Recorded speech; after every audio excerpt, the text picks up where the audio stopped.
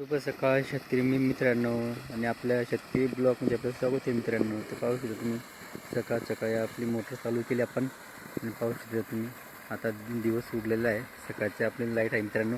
तर आपण सकाळी आल्यानंतर मोटर चालू केली. मोटर चालू केल्यानंतर डायरेक्ट गहू पिकाला पाणी भरायला सुरुवात केली मित्रांनो. कारण की लाईटीचा प्रॉब्लेम असा आहे की कधी व्यवस्थित राहते कधी व्यवस्थित राहत नाही.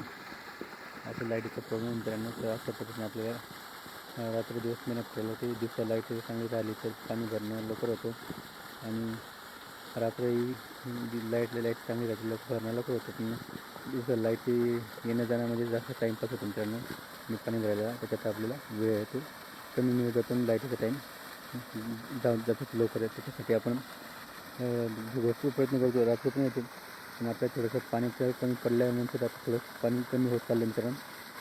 गहू पिकाला म्हणून आपल्याला भरणं होते असं काही नाही पण लाईट वेळेवर राहत नाही. असं आपला गहू पिकाला पाणी भरायचं काम चालू मित्रांनो.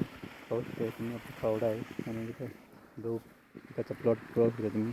आता पूर्ण आता अशी क्वालिटी झाली आहे. त्याला थोडे दाणे म्हणजे भरायला लागले. आता दाणे भरण्याची प्रक्रिया चालू आहे मित्रांनो. असं त्या गहू पिकाचं झालेलं आहे मित्रांनो. तर एखाद्या गहू असं डायरेक्ट सुकून जाते मित्रांनो. त्याला खाली काहीतरी उदी लागलेली आहे त्याच्यामुळे तर डायरेक्ट सुकून जाते. त्याला आपण पाहू शकतो मी अशी मुळापासून डायरेक्ट खाऊन गेलेलं येते. असं त्याला उदी पण म्हटलं जातं गांडूळ पण म्हटलं जातं. त्याच्यामुळे असं हा सुकून जात आहे गहू. बऱ्याचशा गहूमध्ये कसं होतं मित्रांनो पाहू शकतो तुम्ही.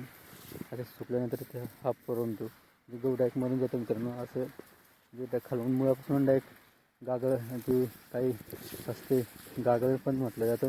गांडूळ असतं ते खालून डायरेक्ट त्याला कटून देते म्हणून तो डायरेक्ट सुकून जातं मित्रांनो. असं पद्धतीने आपला गहू त्याचा प्लॉट आहे मित्रांनो. व्हिडिओ आवडल्यास लाईक शेअर कमेंट करा. आमच्या चॅनल सबस्क्राईब करा. जय जवान जय किसान.